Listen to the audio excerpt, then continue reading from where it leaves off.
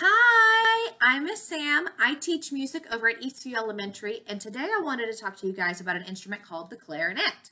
Now, the clarinet was invented back in 1690 by a guy named Johann Christoph Denver and his son in Germany. Now, you may know of somebody who plays clarinet in the band, whether it's a brother, sister, cousin, friend. If you know anyone who plays the clarinet, their clarinet is probably going to be made out of plastic. Plastic clarinets are cheaper and a little easier to make, and they're not going to break as easy. If you are wanting to get into high school and college and play clarinet, maybe even make playing clarinet your job, then you're going to get into some more expensive clarinets that are going to be made out of wood. Now, most clarinets are going to be made out of African blackwood, which is what my clarinet is made out of. It can also be made out of cocobolo wood or even rosewood.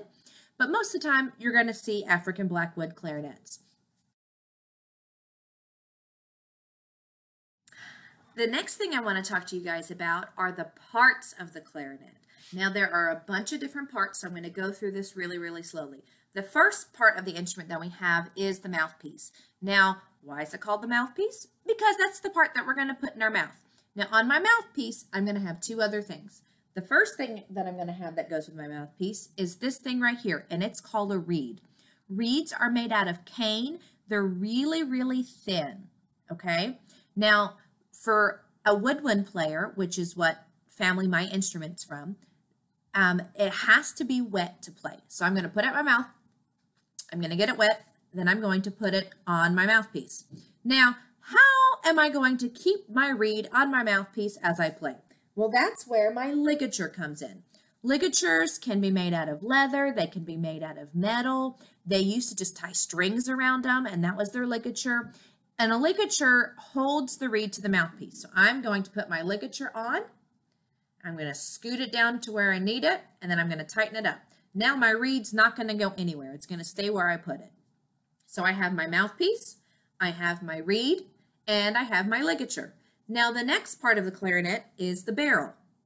And it looks like any other type of barrel, just a small version. And it's just going to stick right on the bottom of my mouthpiece.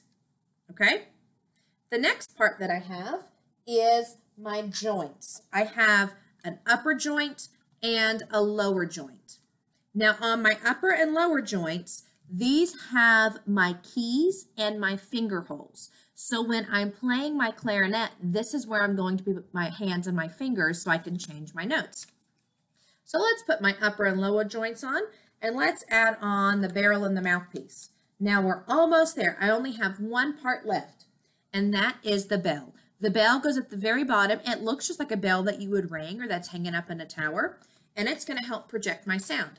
So now that I have it all together, let's review. We have the mouthpiece, the reed, the ligature, the barrel. We have the upper and lower joints that also have my silver keys and my finger holes. And then we have the bell. Let's talk about how to make sound on the clarinet. Now, I talked to you about the reed in the parts section.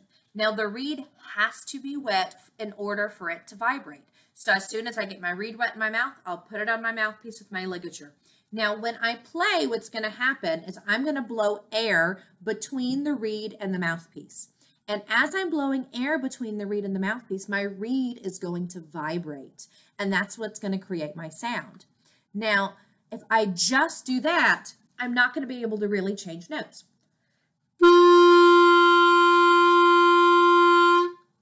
I can blow air all day long, but if I don't do anything else, it's only going to make that one sound. Now, to change sounds, I have to use my fingers. Now, most of the time, the more fingers that I have down, the lower the note's going to be. And the less fingers that I have covered, then the higher the note is going to be. Now, that's for the most part, okay? But then I'm going to talk to you guys about something here in a second. But here is how low I can play.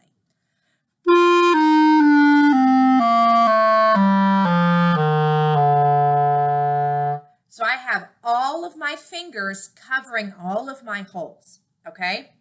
Now, let's go up. If I take my fingers off, then I'm going to play higher notes.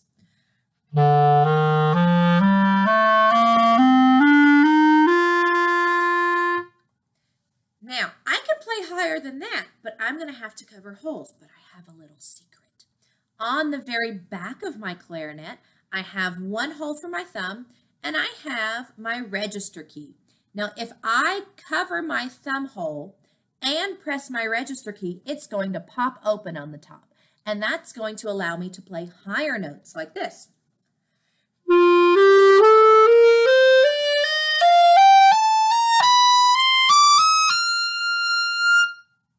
So anytime that I need to go really high, I'm going to press on my register key as I move my fingers.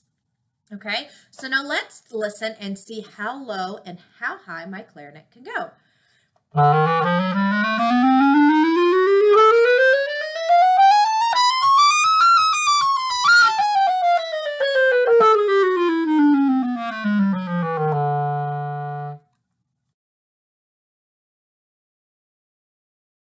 Let's do a quick review on the clarinet. Let's start with the parts. At the bottom, we have the bell.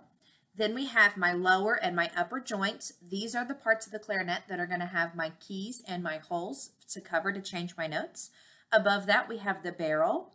And on the top, we have the mouthpiece, the reed, and the ligature. Now, most clarinets are going to be made out of wood, especially African blackwood. Unless they're beginners, then they're going to be made out of plastic. What I would like you to do is I would like you to draw a picture of the clarinet, and I would like you to label as many parts as you can, okay? Then I want you to share it with a friend and family member and even share it with your music teacher. So if you're with me at Eastview, send it to my email. If you're at Tusculum View, send it to Miss Maxim. At Highland, send it to Miss Bogeman, and Hal Hennard, send it to Miss Philbeck. We would love to hear from you. So I love sharing this with you, and I hope that you guys have a great day.